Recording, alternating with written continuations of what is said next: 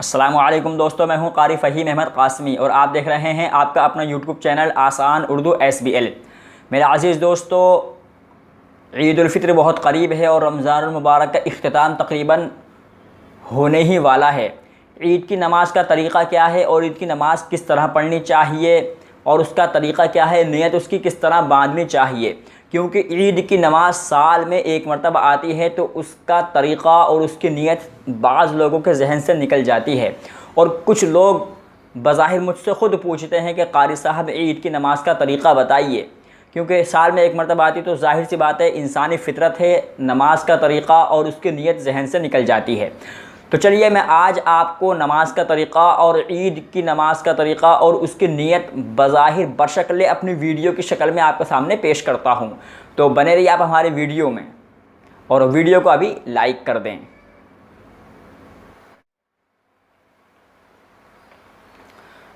तो मेरा अज़ीज़ दोस्तों, ईद की नमाज का तरीक़ा आम नमाज से थोड़ा सा अलग है, थोड़ा सा मुख्तलिफ है। जुमे के दिन पढ़ लेता है, लेकिन ईद का तरीक़ा ईद की नमाज का जो तरीक़ा है वो थोड़ा सा अलग है और साल में एक मरतबा आता है। इसी बुनियाद पर नमाज का तरीक़ा जहन से निकल भी जाता है। तो चलिए दोस्तों, मैं बिना वक्त ज़ाय के हुए आज आपके सामने ईद की नमाज की नीयत पहले बयान करता हूँ, उसके बाद में नमाज का तरीक़ा आपके सामने ज़िक्र करूँगा।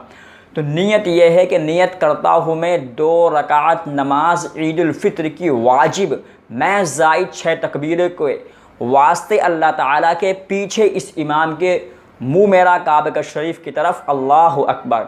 ये है ईद की नमाज की नियत इस तरह करेंगे। नियत करता हूँ मैं 2 रकात नमाज ईद उल फ़ित्र की वाजिब मैं ज़ायद 6 तकबीरों के वास्ते अल्लाह ताला के पीछे इस इमाम के मुँह मेरा काबा शरीफ की तरफ अल्लाहु अकबर।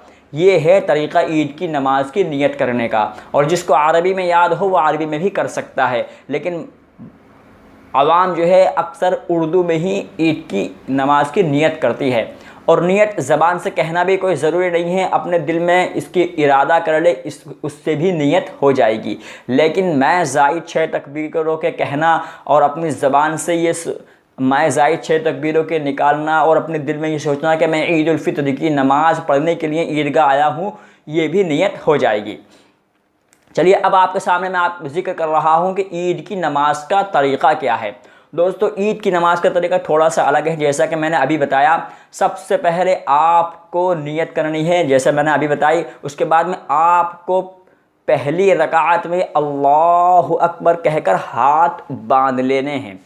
यानी सबसे पहली रकात, सबसे पहली तकबीर जिसको तकबीर तहरीमा कहते हैं, उसको कहने के बाद में अल्लाहु अकबर कहकर आपको सबसे पहली तकबीर में हाथ बांध लेने हैं। उसके बाद में आपको सना यानी सुबहानक अल्लाहुम्मा आखिर तक पढ़नी है, चाहे आप इमाम के साथ ही पढ़ेंगे, क्योंकि ईद की नमाज़ तो इमाम के साथ ही होती है। तन्हा आदमी ईद की नमाज़ नहीं पढ़ता। इमाम और मुक्तदी सब सना पढ़ेंगे आखिर तक। उसके बाद में 2 तकबीरें होंगी, अल्लाहु अकबर कहकर हाथ छोड़ देंगे, तीसरी में भी कहकर अल्लाहु अकबर हाथ छोड़ देंगे, चौथी में अल्लाहु अकबर कहकर हाथ बांध लेंगे। उसके बाद में इमाम क़िरात करेंगे, कोई सूरत पढ़ेंगे। उसके बाद में पहली रकात हस्ब मामूल जैसे आम नमाज होती है उस नमाज की तरह मुकम्मल की जाएगी। तो ये है तरीक़ा पहली रकात का ईद की नमाज का।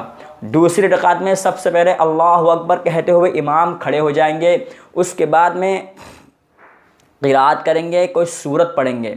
उसके बाद में क़िरात और सूरत के बाद में इमाम 3 तकबीरें पहले कहेंगे, अल्लाहु अकबर कहकर हाथ छोड़ देंगे, अल्लाहु अकबर कहकर दूसरी में भी हाथ छोड़ देंगे, अल्लाहु अकबर कहकर तीसरी में भी हाथ छोड़ देंगे, और चौथी में बिना हाथों के कानों तक उठाए हुए, यानी हाथों को कानों तक बिना उठाए हुए अल्लाहु अकबर कहकर रुकू में चले जाएंगे।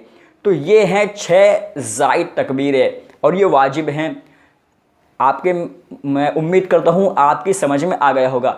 इस बात का ध्यान रखें कि पहली जो रकात में जो तकबीरें होंगी वो क़िरात से पहले होंगी और दूसरी रकात में जो तकबीरें होंगी वो क़िरात के बाद होंगी। पहली रकात में जो तकबीर होगी वो तकबीर तहरीमा कहकर हाथ बांध लेंगे, फिर 2 तकबीर में अल्लाहु अकबर कहकर हाथ छोड़ देंगे, चौथी में बांध लेंगे। उसी तरह दूसरी रकात में 3 तकबीरों में हाथ कानों तक उठाकर छोड़ देंगे और चौथी तकबीर में बिना हाथों को कानों तक उठाए हुए रुकू में चले जाएंगे। उसके बाद में नमाज आम नमाज की तरह मुकम्मल होंगे, रुकू सजदा और उसके बाद में अत्तहियात वगैरह करके सलाम फेर देंगे।